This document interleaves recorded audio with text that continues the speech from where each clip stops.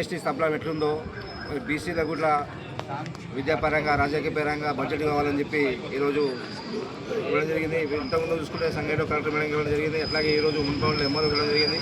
నా పేరు రమేష్ యాదవ్, నేను తెలంగాణ రాజకీయ పార్టీ రాష్ట్ర కార్యదర్శిని. ఇక మున్పూర్ మండలంలో అధ్యక్షుడు యూసుఫ్ గారు, మరి మహిబలి గారు, మరి కార్యదర్శి శేఖరన్న గారు, నాగేష్ అన్న గారు ఇక్కడ రావడం జరిగింది. మరి గత 70 సంవత్సరాలుగా మన బీసీలు విద్యాపరంగా రాజకీయపరంగా వెనుకబడిపోయారు.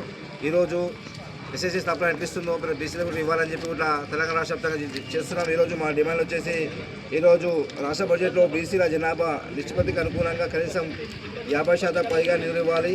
అట్లాగే దానికి చట్టబద్ధంగా కేటాయించిన నిధులు పక్కదారి పట్టకుండా ఆర్థిక సంవత్సరం ముగిన ఆ నిధులు బీసీల కోసమే వినియోగించాలి.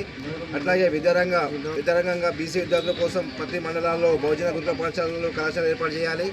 అట్లాగే విదేశీ విద్యను పథకాన్ని మరింత సరళం చేయాలి.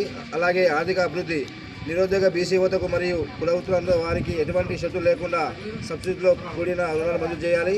అట్లాగే బీసీ కులగణన రాష్ట్రంలో బీసీల సామాజిక ఆర్థిక స్థితిగతులను ప్రభుత్వము చేసిన సమగ్ర కులగణన నివేదికను బయటపెట్టాలి. ఎందుకంటే మొన్న అంతకుముందు కేసీఆర్ చేసిన సర్వే దాంట్లో ఏం జరగలేదు. కాంగ్రెస్ ప్రభుత్వం వచ్చిన కామన్ డిక్లరేషన్ 40% రిజర్వేషన్స్ అని చెప్పి ఇంతవరకు ఇవ్వలేదు. అట్లాగే మన ఇవ్వకుండా సర్పంచ్ ఎన్నికలు జరిగినాయి.